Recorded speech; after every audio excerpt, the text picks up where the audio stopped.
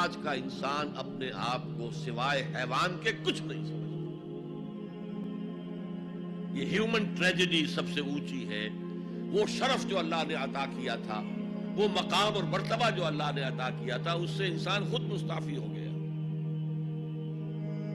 نتیجہ کیا نکلا ہے کہ جیسے ہم کہتے ہیں کہ گھوڑا اور گدھا کیا فرق ہے؟ گھوڑا ذرا ریفائنڈ اینیمل ہے، تمکنت ہے اس پہ، گدھا بیچارہ کورس اینیمل ہے، باقی فرق کیا ہے یہ بتائیں۔ اسی طرح انسان اور شمپینزی اور گوریلا میں کیا فرق ہے یہ بتائیں ہم۔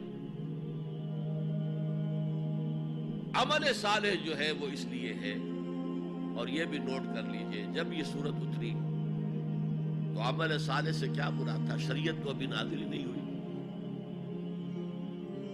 عمل صالح ایک ہی تھا، ایک، ان الذین قالوا ربنا اللہ ثم استقاموا، جنہوں نے کہا ہمارا رب اللہ ہے پھر جم گئے، چاہے